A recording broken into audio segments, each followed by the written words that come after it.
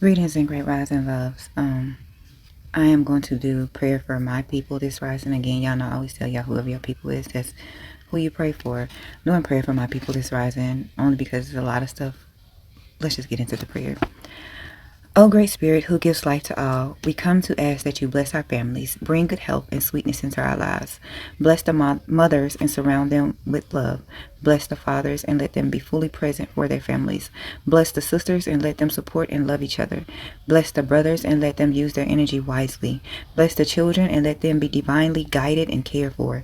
Let us remember our purpose for being here. Let us remember the ways of our ancestors. Let us make wise choices and decisions. Let us be protected at all times. Let us overcome all obstacles. Let us be in tune with our higher selves.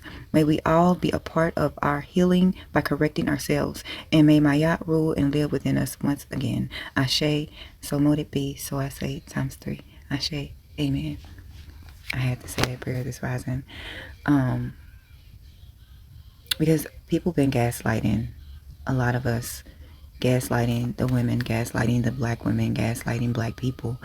I'm gonna tell you right now, if you don't want to hear anything about black people today, you might as well keep scrolling because you're probably about to hear about it. As soon as I say affirmations, Ashe, Ashe. Let me get the affirmations and I'll be right back. Okay, so this affirmations is a little bit longer and a little, if I struggle through it, please forgive me. It is quantum shifting affirmations. If anybody know me, they know I love quantum physics. Just, okay. If you know, you know. I am already living in my desired reality. It is done. Every version of me exists, and I now align with the one that has everything I desire. My frequencies attracts experiences that match my vision. I shift timelines effortlessly by choosing new thoughts and feelings. I trust the quantum field to reflect my energy instantly. The reality I want is not outside of me, it's within me right now. I embody the version of me who already has what I desire. Every breath I take moves me closer to my ideal timeline. I am limitless, fluid and free to choose any reality I wish. I am a conscious creator, and my vibration shapes my world. The universe is rearranging itself perfectly in my favor. My desired reality feels natural, peaceful, familiar because it's mine. I allow the shift to happen with ease, joy, and certainty. I am the vibration of my dream life. I am no longer chasing. I attract effortlessly by being. Ashe, Ashe. Quantum shifting affirmations. Those you got to write down. You got to write those down. Those are a little bit harder. I'm glad I got through prayer and affirmations before the phone decided to mess up, because I'm now having to hold the phone because it messed up. I'm glad it let me get through it. But yeah, those are the quantum shifting affirmations. You might want to write those down and add to them. Ashe, Ashe. The reason why I want to speak on black people right now is because of everything that we are going through as a community in a whole in America. I don't know if anybody saw Rachel, I think Rachel Maddow is her name.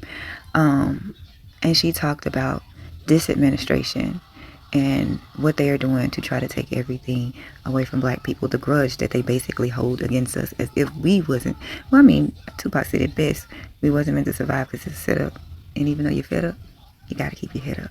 So yeah, it was never meant for black people to survive in America because they thought that we was going to always be their property. They are so pissed that we are no longer their property. They are pissed that we in many ways have outsmarted them, that we have even got half of what they have. They feel like we shouldn't have nothing. I don't know if y'all ever seen that video. I think it was a reporter talking to some I would say white MAGA people, basically, in my eyes, and they were upset that this black man who lived in their area had a Lexus. He had a Lexus and he was educated, and they were pissed about that, as if they didn't already have a head start. These were like older white people. They had a head start, trust me. I'm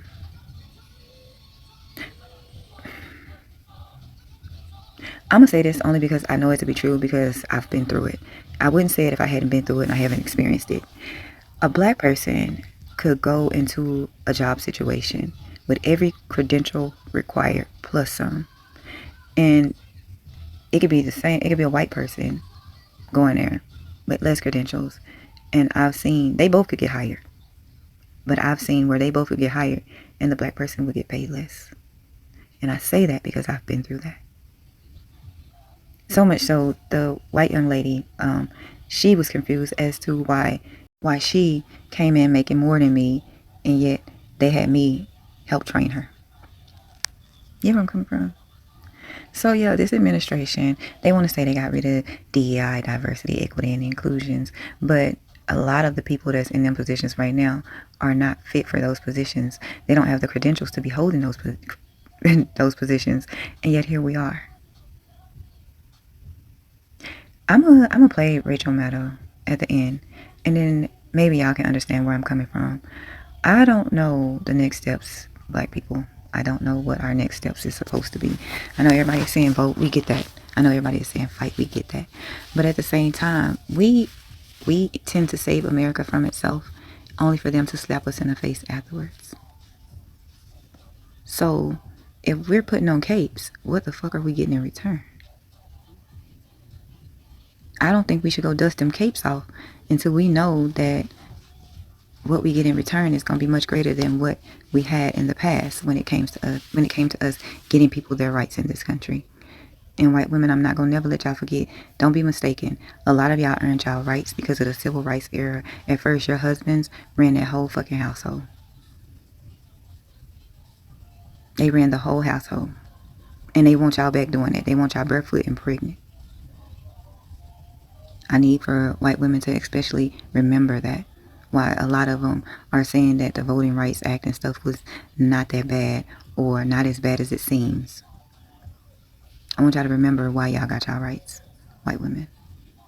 Y'all had some rights because of y'all husbands, but outside of that household, no, y'all didn't.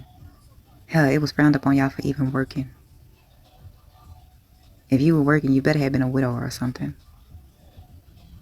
Your husbands used to be able to go upside your head with no consequences or repercussions.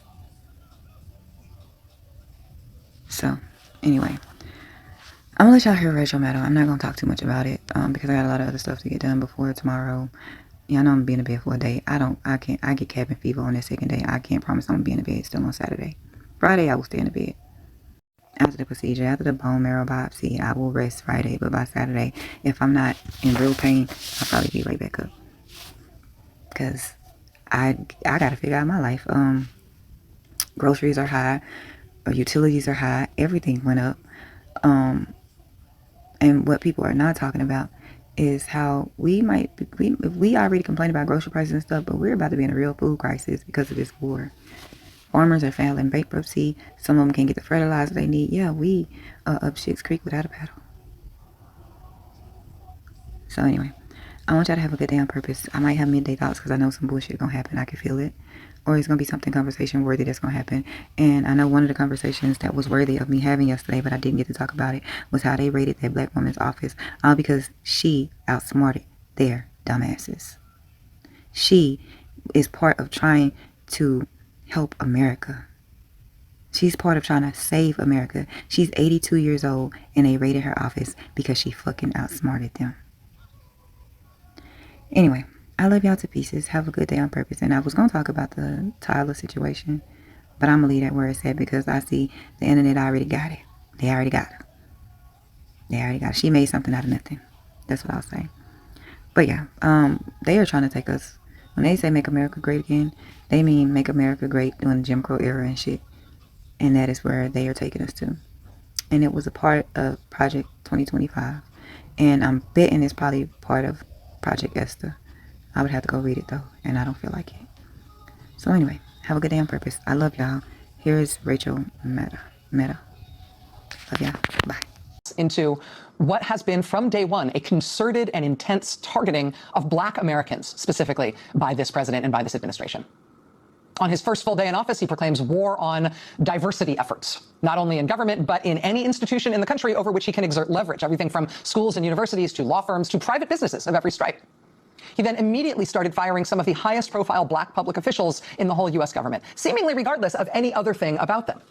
I mean, right away, we get the firing of the chairman of the Joint Chiefs of Staff, Charles C.Q. Brown. We get the firing of the Librarian of Congress, Carla Hayden. And then it's Gwynne Wilcox from the National Labor Relations Board. And then it's Robert Primus, the chair of the Surface Transportation Board. And then it's Alvin Brown from the NTSB. And then it's Peggy Carr, the head of the National Center for Education Statistics. And then it's Willie Phillips from FERC, from the Federal Energy Regulatory Commission. And then it's Lisa Cook from the Federal Reserve Board of Governors, and on and on and on. When Trump and his top political donor, Elon Musk, then started just lopping off huge swaths of the federal government to disastrous practical effect, the largest and most egregious cuts targeted federal agencies that employed a disproportionate number of black employees. Reporter Erica Green wrote about this a few months ago for The Times, noting that nothing had moved backwards in the federal government for black Americans this quickly or this far in over 100 years, since Woodrow Wilson came in 1912 and resegregated the federal workforce. Quote, black employees were fired or demoted to lower-level jobs, relegated to separate and inferior lunchrooms and other facilities, and accused of making white women feel unsafe. Those who remained were humiliated. A black worker in the Postal Service was surrounded by screens, so white workers would not have to look at him. Another employee had a cage built around him to separate him from his white counterparts. A clerk in the Treasury Secretary's office was assigned to rewrite all correspondence to address black employees by their first names. The way Trump addressed the Librarian of Congress, Carla Hayden, by her first name, when he crowed publicly about firing her for no reason. In the year of our Lord 2025 and now 2026, this president and this administration is not just inheriting that history from the Wilson administration, it's furthering it in its own ways. Since 1965, there has been an executive order in effect. It was signed by Lyndon Johnson, 1965. Since 1965, all federal contractors have been banned by executive order from discriminating on the basis of race, color, religion, sex, sexual orientation, gender identity, or national origin. Donald Trump rescinded that 1965 rule on his first full day in office. Less than a month later, Trump announced another rule change. They rescinded Clause 52.222-21 of the Federal Acquisition Regulation, which doesn't sound like much, but I'll tell you what the title of that is. It's Prohibition of Segregated Facilities. That's what Trump rescinded less than 1 month into being back in the White House. That section reads, quote, the contractor agrees that it does not and will not maintain or provide for its employees any segregated facilities at any of its establishments, and that it does not and will not permit its employees to perform their services at any location under its control where segregated facilities are maintained. That anti-segregation clause has been in government contracts for decades. Donald Trump overtly reached out to rescind it, which means bluntly that the federal government no longer explicitly prohibits contractors from having segregated restaurants, waiting rooms, and drinking fountains. Make America great again, right?